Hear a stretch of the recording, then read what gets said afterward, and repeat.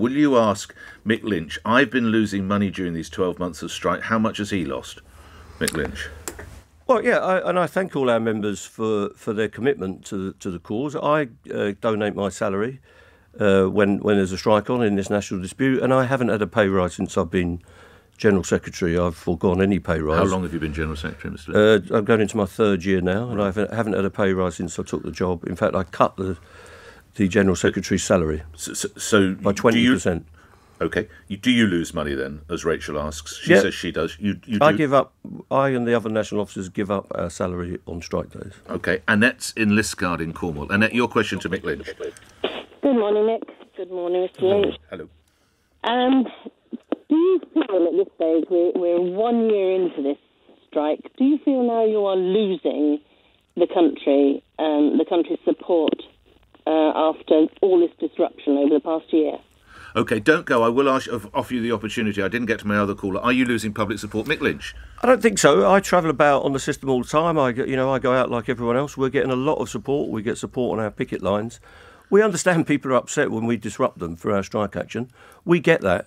And our members face up to that. But our members live in these communities. A lot of people are supporting us. We want a settlement. We don't want to continue to take strike action.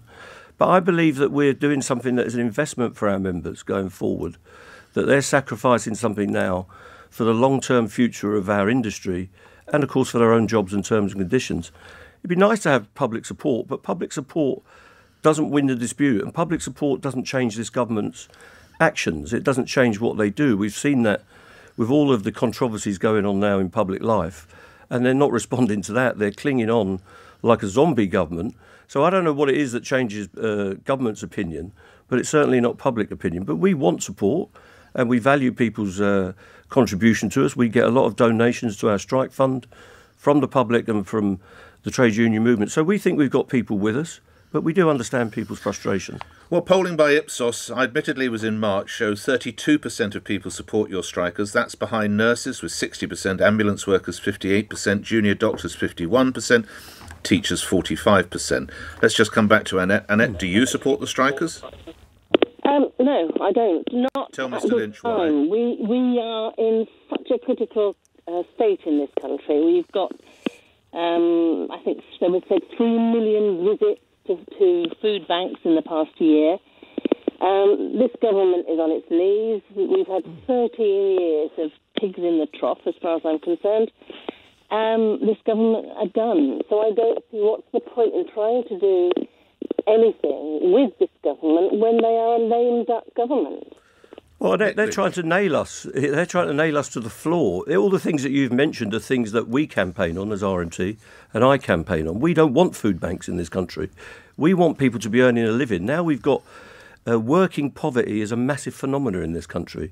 And that's because wages have been continually driven down, not just in this last 3 or 4 years of economic woe with the pandemic, but over a period since 2008 when the Osborne-Cameron government gave in. Austerity is driving people into the mire, into destitution in some places, even while they're at work.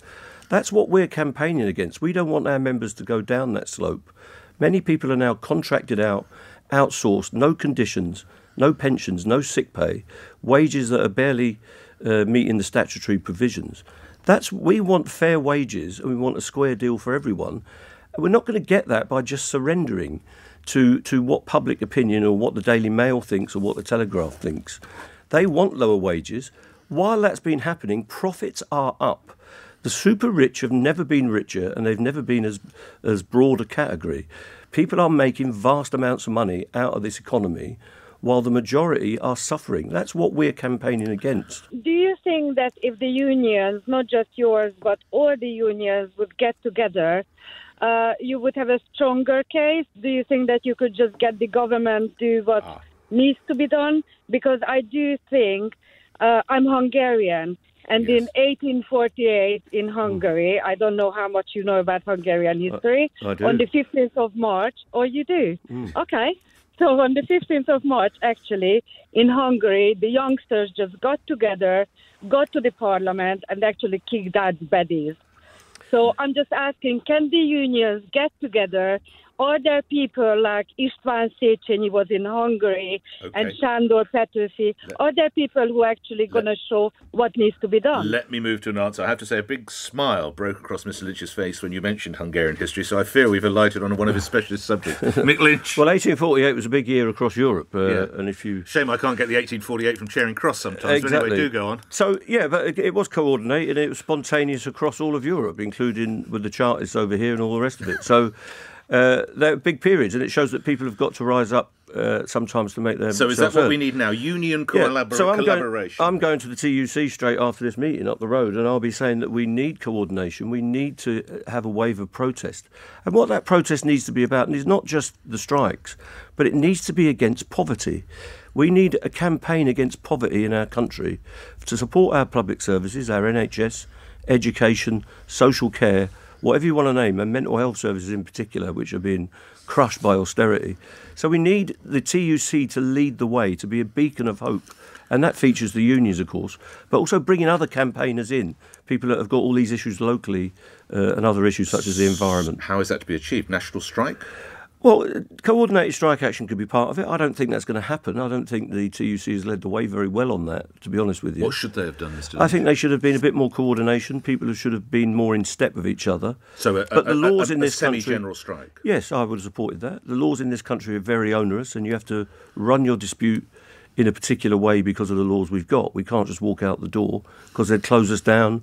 And you'd have to interview me from Pentonville or somewhere like that. So I might send a cake. Yeah, so and a file, hopefully. But the laws are very onerous, and I don't think we've done enough. I think we should have coordinated better. I think we had a chance last year. Why did they drag their feet? Because trade unionists, whether you like it or whether you might not believe this, Nick, are some of the most cautious and conservative people in the country. Some of my colleagues. Saucy conservative, I Yes, and they're cautious and they want to protect their own particular dispute and their own particular angle. So we should have done more. Okay. So I emphasise with what Deanne was saying there. All right, I won't make you late. Last one. Tony Devendish, a Tory London Assembly member, refuses to apologise. He says your members are, quotes, skivers. Are they skivers? Would you accept an apology? Well, it's nonsense. If he could get up at the hours our members get up, he was talking about London Transport, who've had to shut stations. They made 600 redundancies. Now they've got to shut stations because they haven't got enough staff. We told them that before they did it. He's making out that our members are behind the gates asleep. It's absolute nonsense and it's an affront. He's trying to make himself famous because nobody knows who he is on the London Assembly, frankly.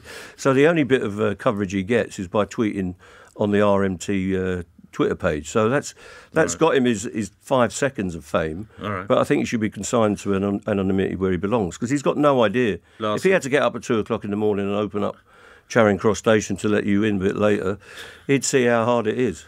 Lastly, not that you want to achieve fame or even notoriety, there was a petition earlier this year to get you to go to Glastonbury this weekend. We know Sir Elton John or others are going.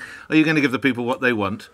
I was invited, but I'm too busy and it's a distraction. I do a lot of public events, but I'm not doing Glastonbury this year. I'm too old. Not this year? Well, I may do it one day, but it'll be when I'm not involved in a big campaign. It's too much of a distraction at this time.